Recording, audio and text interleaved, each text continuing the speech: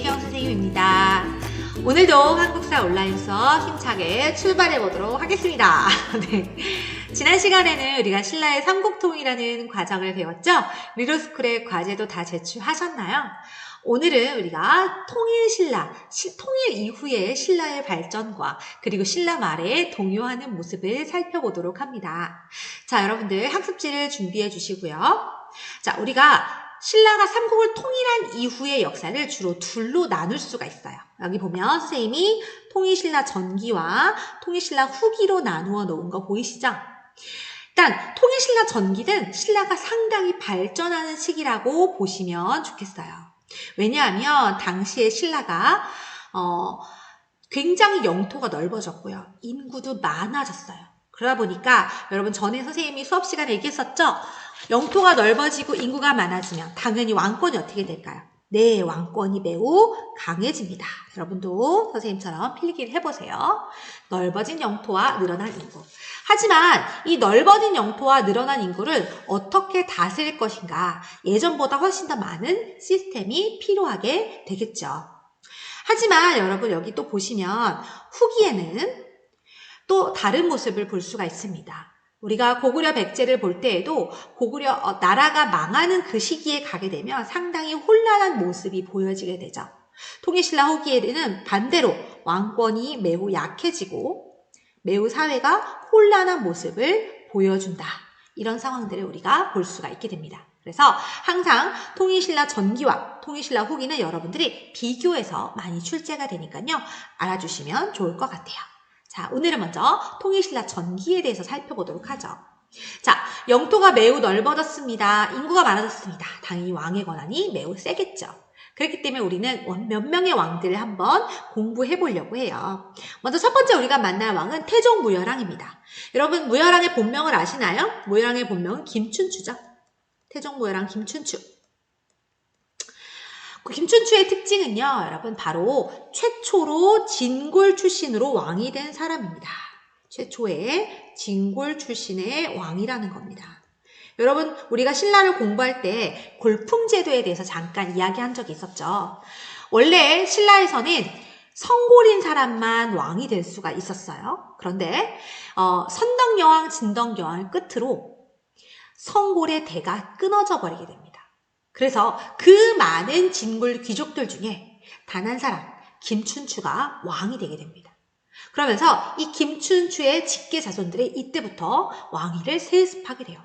이렇게 수많은 진골 귀족 중에서 무열왕의 자손들이 왕위를 세습한 것은 이 김춘추의 역할이 굉장히 컸다라고 볼 수가 있겠죠. 김춘추는 당나라로 건너가서 나당연합을 결성시킨 인물이기도 합니다. 그리고 삼국통일을 시작한 왕이죠.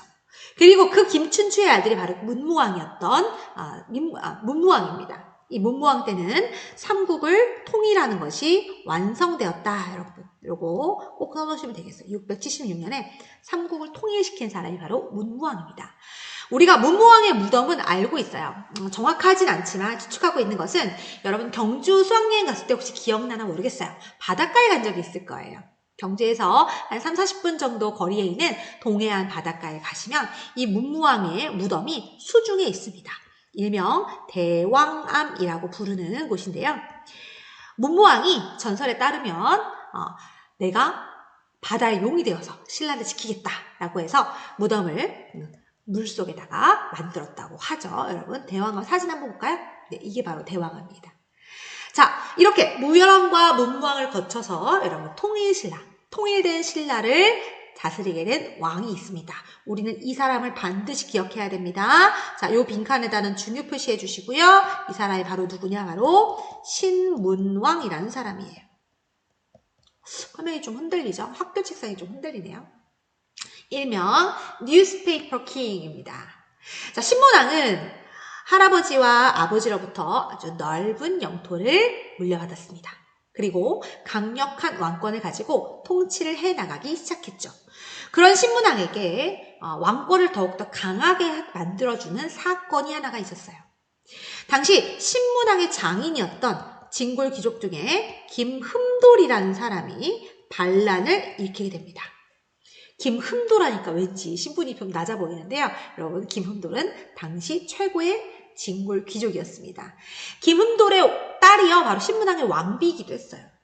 하지만 이 김흠돌이 신문왕의 왕권 강화 정책에 반기를 들면서 반란을 일으키게 되는데 이 반란이 사전에 발각이 됩니다.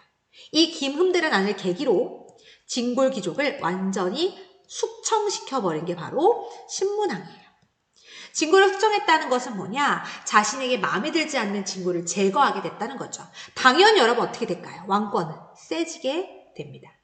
이러한 강력한 왕권을 바탕으로 신문왕은 차근차근히 체제를 정비해 나가기 시작해요.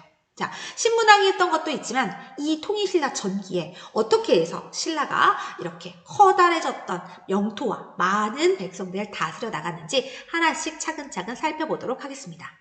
자, 먼저 저는 정치, 경제, 사회 이렇게 나누어서 볼 건데요. 먼저 정치적으로 중앙행정조직을 개편하게 됩니다. 자, 중앙행정조직에서 그 중에 가장 중심이 되었던 것은 바로 왕의 직속기관이었던 집사부였어요. 이 왕의 직속기관 집사부, 그리고 이 집사부의 장관을 우리가 시중이라고 불렀는데 이 시중의 권한이 매우 강해지게 됩니다. 그러면서 어떤 상황이 벌어지게 되느냐? 이 시중은요, 여러분 지금의 국무총리 같은 사람이에요. 이 시중이 강해지고 또 반대로 당시 진골 귀족들이 모여서 회의를 통해서 중요 사항을 결정하던 회의를 화백회의라고 하죠. 이 화백회의의 대장이 바로 상대등입니다. 즉 당시 왕은 이 귀족들의 대표였던 상대등의 눈치를 볼 수밖에 없었는데요. 오히려 이 신라 종대의 왕권이 강해지면서 이 상대등은 약화되고 시중은 강화되는 모습이 보여지게 되는 거죠. 한편으로 시중은 왕 라인이고요. 상대등은 귀족 라인이라고 보시면 되겠어요. 왕이 세졌기 때문에 시중이 세진 겁니다. 그리고 굉장히 많아진 관리들, 그 관리들이 부정을 저지르거나 하면 안 되기 때문에 이 관리들을 감찰하기 위한 기구를 설치하게 돼요. 그 기구를 사정부라고 불러요.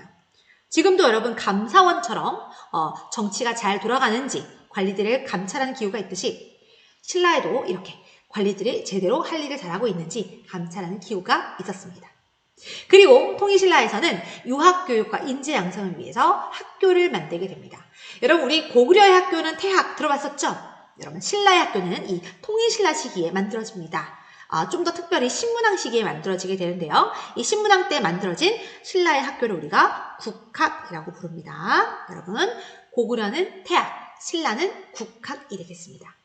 자, 그러면 지방행정조직은 어떻게 바뀌었을까요? 여러분 당연히 지방행정조직 바꿔야 되겠죠? 왜요? 신라의 영토가 원래 요만큼이었잖아요. 그런데 그 영토가 지금 이렇게 넓어졌단 말이에요. 다시 한번 행정구역을 바꿀 수밖에 없습니다. 자, 여러분 우리나라는 지방행정구역 어떻게 돼요? 한 개의 특별시, 서울특별시가 있고 6대 광역시가 있죠. 어디가 있나요? 부산, 인천, 광주, 대구, 대전, 그다음 하나 더 울산, 6개 광역시가 있죠. 그리고 나서 또 우리가 도도 있죠. 경기도, 충청도, 전라도 이런 식으로 이런 걸 우리가 행정구역이라고 합니다.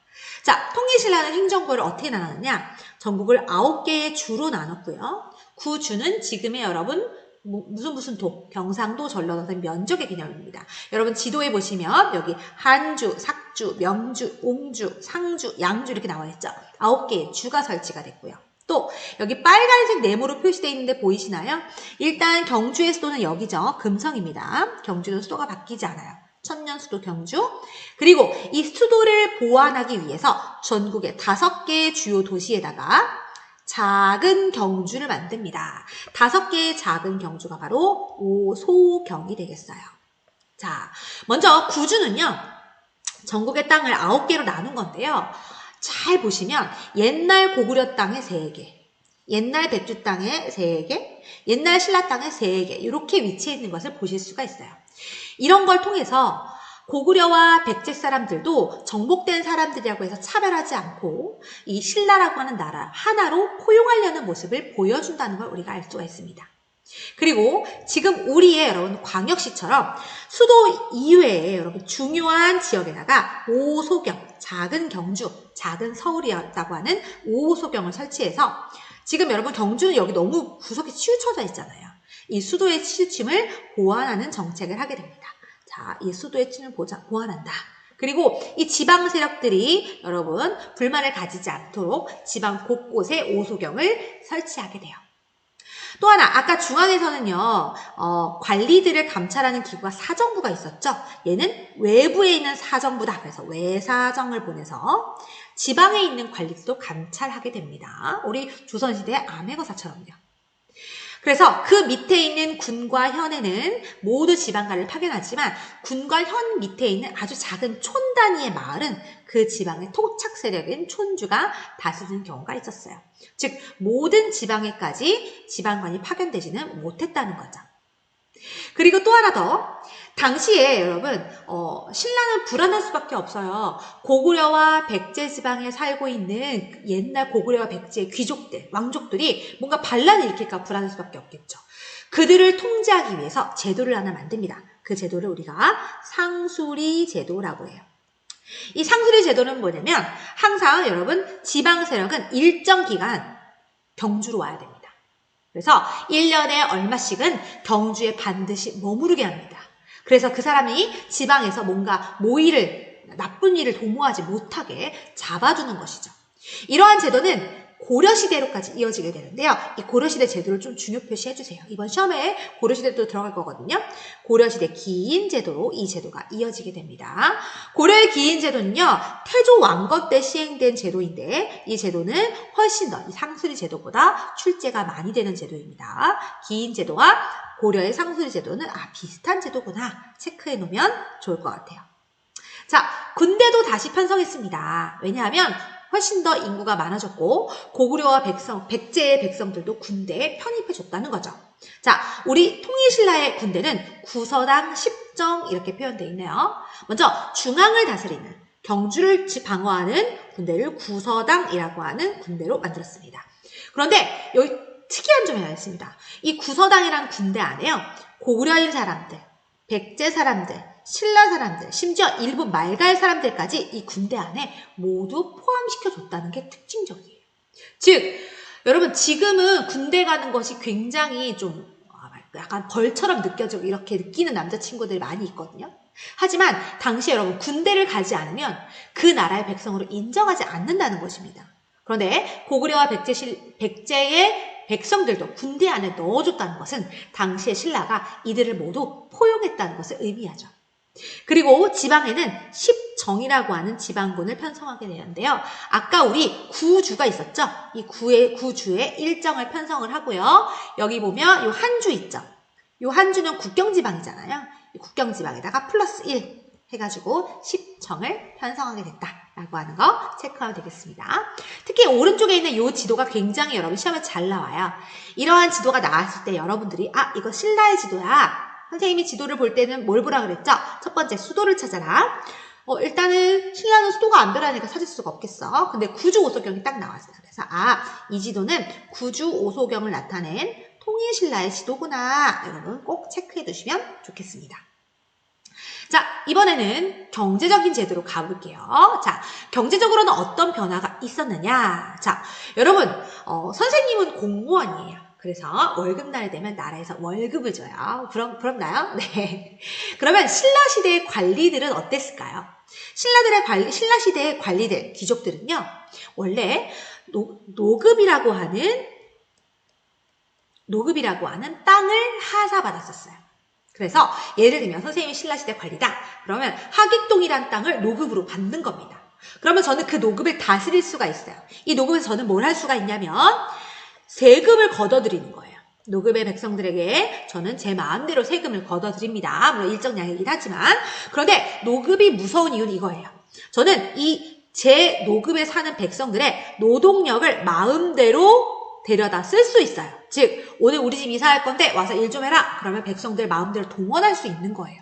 이것은 귀족들에게 굉장한 큰 메리트였어요. 왜냐하면 그 노동력이 나중에 여러분 군사력으로도 변할 수 있는 거거든요. 신문왕은 이 노급을 빨리 없애야겠다 생각했어요. 왜냐하면 이 노급을 갖고 있는 귀족들의 세력이 너무 셌기 때문이죠.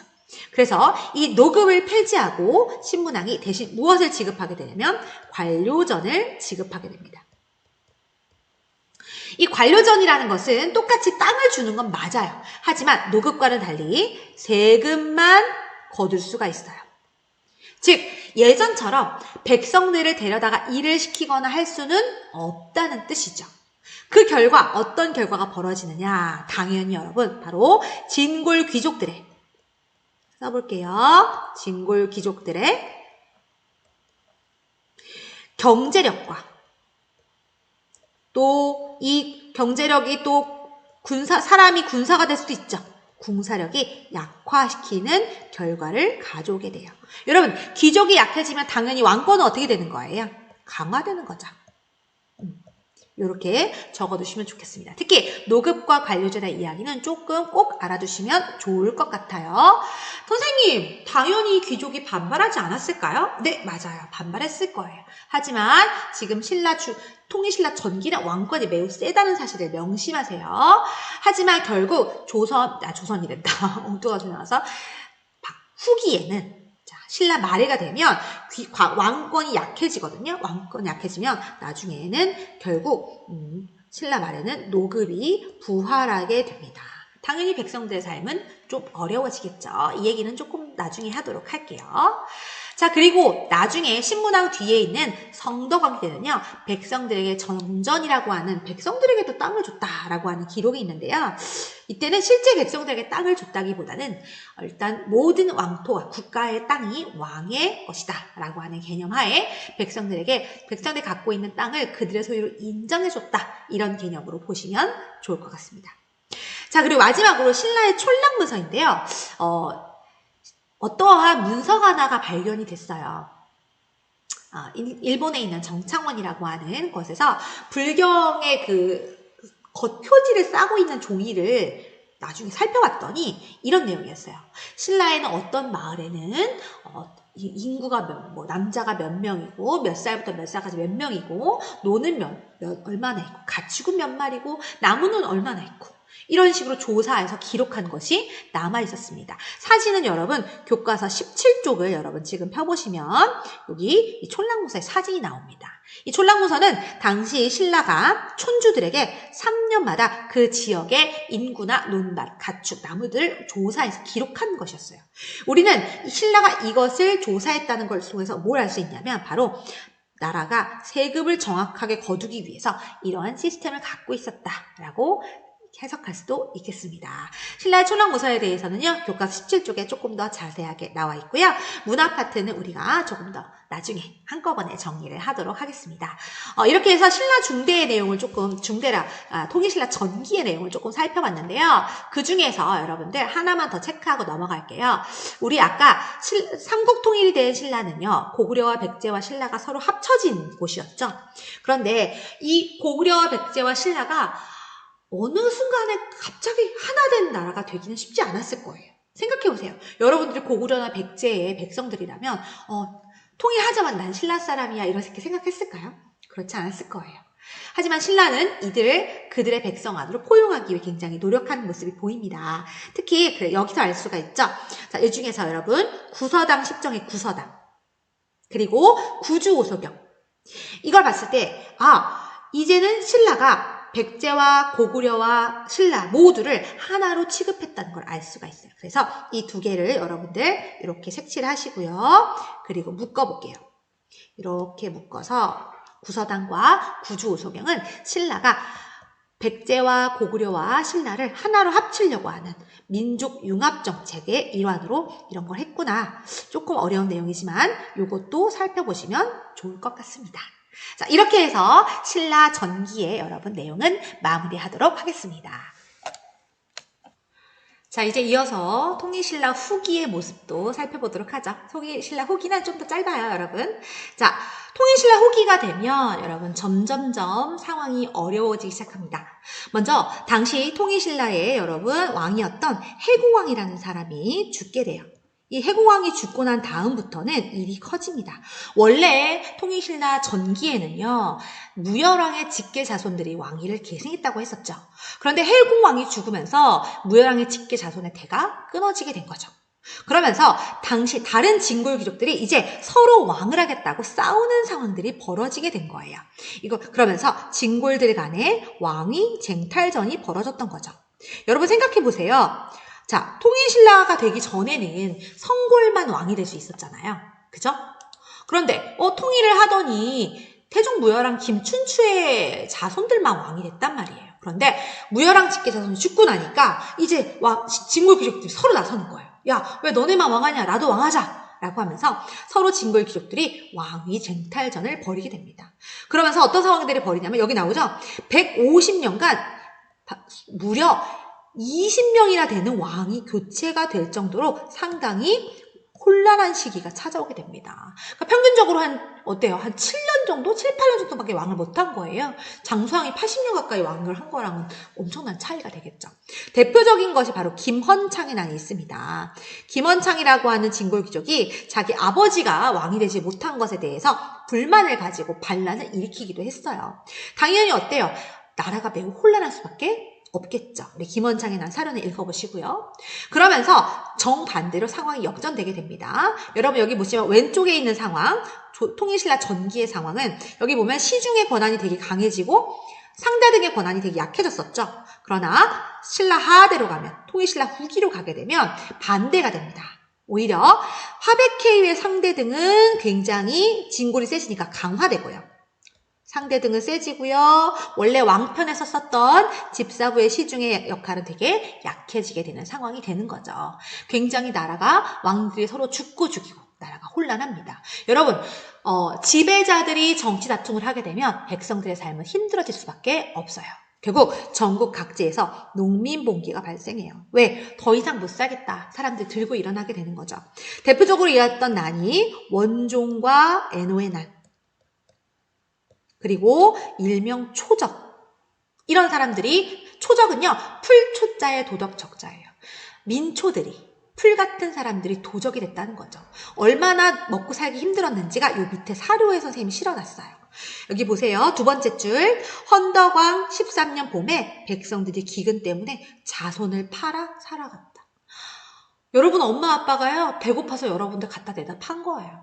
어마어마하죠. 진짜 힘든 시기였던 거예요.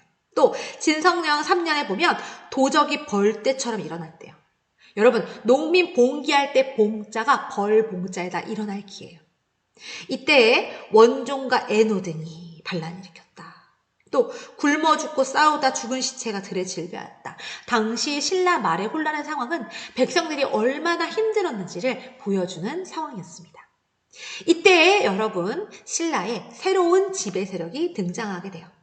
야, 진골 귀족들한테 맡겨놓으니까 안 되겠다. 지금 골품제도 이거 정말 다 무너져버렸다. 이제 골품제에서는 별 볼 일 없었지만 지방에서 군사력과 재력을 갖춘 사람들이 호족이라는 이름으로 새로운 지배층으로 등장을 하게 됩니다. 여러분 호족에다 중요 표시해 주시고요.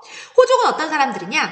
일단 신라가 지방에 대한 통제력을 완전히 상실한 틈을 타서 지방에서 세력을 갖춘 지방 세력이래요. 이 사람들은 스스로 나는 성의 주인이다. 나는 장군이다. 라고 칭하면서 그 지역의 백성들을 야곱야곱 통치하기 시작합니다. 이 호족들은 이 원래 경주 지역에 살던 사람들이 아니었어요. 당시 경주 지역에는 진골 귀족들이 모여 살고 있었죠. 그리고 경주 이외의 지역은 상당히 많은 차별을 당했는데 이 호족들이 지방에서 점점 성장하게 된 것이죠. 또 호족들은 되게 머리가 좋은 이렇게 학식을 갖춘 사람들이 아니었기 때문에 육두품과 같은 학자들, 그리고 선종을 받아들인, 불교 중에 선종을 받아들인 승려와 함께 새로운 나라를 어떻게 건설할 수 있을까라고 시도를 하게 됩니다. 그렇게 해서 등장한 나라들이 바로 후삼국이라고 하는 나라이죠. 자, 여러분들은 아마 들어봤을 거예요. 후백제를 세운 누구? 견훤. 후고구려를 세운 궁예. 누가 기침 소리를 내었어? 네. 이런 사람들이 대표적인 여러분 후삼국 시대를 건립한 호족이 되겠죠. 여기는 나오지 않지만 1세대 호족으로 여러분 여기에 청해진을 세웠던 장보고. 장보고도 아세요? 청해진을 세웠던 장보고도 호족이랍니다. 여러분. 자, 이렇게 호족들이 지역에서 각각의 국가를 세우게 됩니다. 특히 궁예가 세웠던 후고구려는 면적이 굉장히 넓죠. 그리고 후백제. 그리고 신라는 그래서 이 경주 주변을 완전 쪼그라들어 버렸어요. 이러한 상황에서 신라는 정말 바람 앞에 등불과도 같았죠. 이제 언제 먹힐지 몰라. 후고구려한테 먹힐지 후백제한테 먹힐지 모르는 상황이 바로 후삼국 시대가 되겠습니다. 이러한 후삼국 시대를 마무리했던 사람이 바로 궁예의 부하로 출발했던 왕건이죠. 왕건은 궁예의 부하로 출발했지만 나중에 궁예가 폭정을 일으키게 되자 궁예가 왕위에서 쫓겨나고 왕건이 새로 고려라는 나라를 918년에 건국하게 되죠. 그리고 936년에 고려가 신라를 완전히 흡수함으로써 결국 이 고려가 후삼국을 통일하게 됩니다. 이렇게 해서 후삼국 시대까지 우리 고대가 끝나게 되는 것이죠. 자, 이렇게 해서 오늘 여러분 통일신라의 이후의 이야기를 살펴보았어요. 통일신라는 크게 시기를 두 시기로 나눈다고 할 수 있었어요. 자, 통일신라 전기에는 왕권이 굉장히 세지고 나라 통치제가 발전하는 모습이고요. 통일신라 후기에 가면서 진골귀족 간의 왕위 쟁탈전으로 백성들이 살기 힘들어지고 그 틈을 타서 호족이라고 하는 새로운 지배계층이 생겨나는 것을 보았습니다. 자, 이렇게 통일신라의 발전을 정리를 했고요. 여러분 등교를 하시면 우리 통일신라와 함께 공조를 썼던 여기 위에 이 발해의 이야기를 공부하도록 하겠습니다. 자, 어제에 이어서 오늘도 내가 쓴 역사 과제가 나갈 건데요. 우리 예전에 배웠던 백제의 수도 한성에 대해서 여러분 풍납토성이라고 하는 곳이 백제의 수도 한성으로 우리가 추측하고 있는데 이 풍납토성 발굴과 관련해서 굉장히 많은 사회적인 이슈가 발생을 하고 있어요. 그 지역에 사는 사람들의 재산권을 보존해야 될 것일까? 아니면 이 문화재에 대한 발굴이 우선이냐? 여러분 이것에 대해서 영상과 글자료를 올려놓았습니다. 보시고 여러분들 문제를 해결하셔서 등교하실 때 담당 선생님에게 제출해 주시면 되겠습니다. 자, 오늘 수업 좀 길었는데요. 우리 수고하셨고 자, 풍납토성 과제도 해주시고 오늘 잘 마치도록 하겠습니다. 주말 잘 보내고 우리 다음 주에 등교 학교에서 만나도록 하겠습니다. 감사합니다.